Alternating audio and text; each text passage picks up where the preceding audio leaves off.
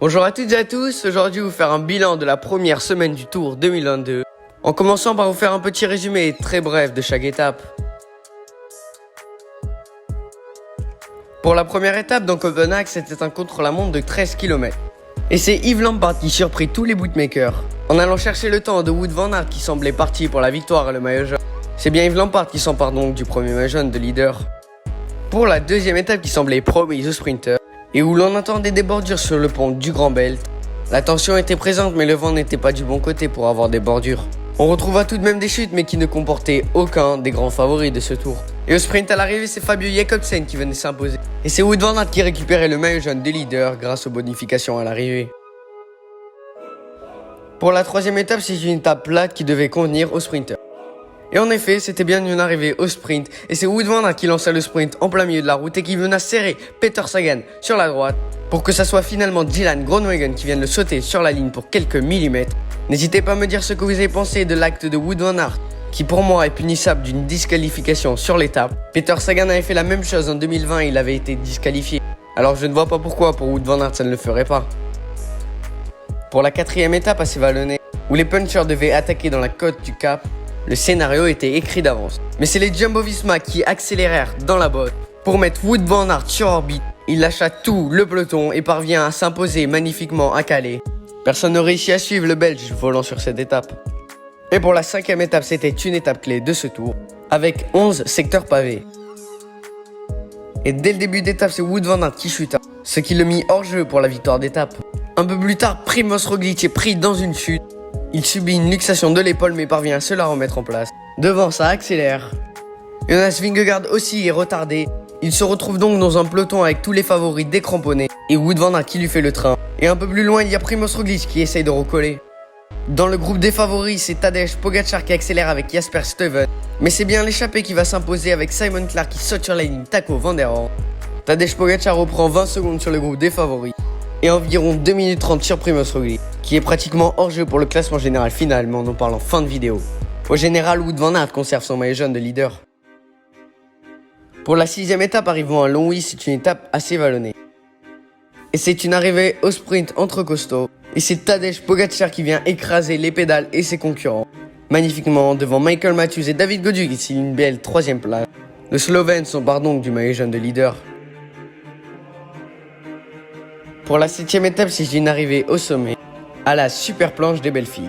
Dans le dernier kilomètre, le dernier rescapé de l'échappée matinale se fait reprendre.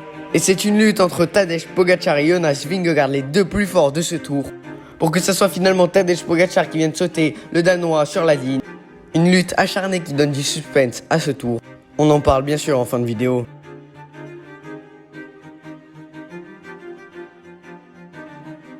Pour la huitième étape, c'est une arrivée pour Puncher une nouvelle fois.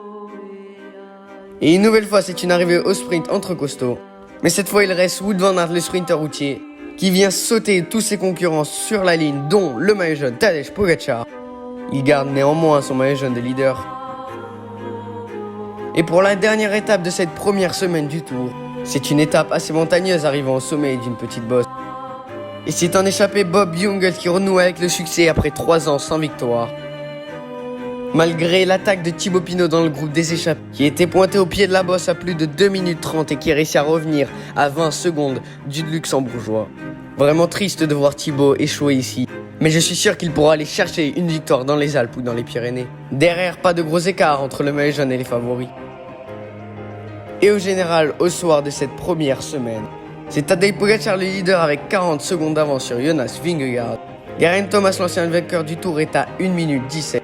Devant Adam Yates, nos deux Français, David Gaudu et Romain Bardet, sont bien présents dans le match au podium. Primož Roglič, quant à lui, est à plus de 2 minutes 30 à la porte du top 10. Et on passe maintenant au bilan de cette première semaine.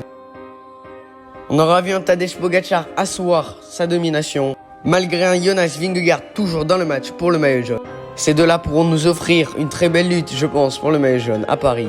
Il reste encore 2 semaines, alors le tour n'est bien sûr pas plié. On se rappelle que Jonas Vingegaard avait lâché Tadej Pogačar sur les pentes du Mont Ventoux en 2021. Alors pourquoi pas avoir le Danois renverser ce tour? On aura vu aussi nos Français présents dans le match avec Romain Bardet et David Gaudu. J'espère et je pense qu'ils pourront se battre pour un podium à Paris. Pour parler de Primož Roglič, il n'a pas eu de chance comme chaque année. Tombé sur l'étape des pavés, mais je crois en lui pour peut-être faire une remontée exceptionnelle et renverser le tour, pour éventuellement aller chercher un podium. Thibaut Pinot a montré que les sensations étaient bien présentes comme sur le tour de Suisse. Je pense et j'espère qu'il pourra aller se glisser dans une échappée pour aller ramener une belle victoire d'étape. Ou même le maillot au poids, il n'est qu'à 5 points de Simon Geschke. Pour faire un petit bilan des maillots, c'est Tadej Pogacar qui possède le maillot blanc et le maillot jaune. Wout van Aert, maillot vert, possède une grosse avance sur ses concurrents. À moins d'être testé positif au Covid, je ne vois pas comment le Belge pourrait perdre ce maillot vert à Paris. Et le maillot à poids est détenu par Simon Geschke. Mais sur ce classement, les écarts sont vraiment très serrés et tout est encore jouable. Et voilà, c'est déjà la fin de cette vidéo. N'hésitez pas à me dire en commentaire ce que vous avez pensé de cette première semaine du Tour 2022, qui va remporter chaque maillot distinctif. Et bien sûr, ramener le maillot jaune à Paris. En tout cas, j'espère que la vidéo vous aura plu. J'ai plus qu'à vous donner rendez-vous très prochainement dans une nouvelle vidéo. Et d'ici là, portez-vous bien, c'est le plus important. Ciao, ciao.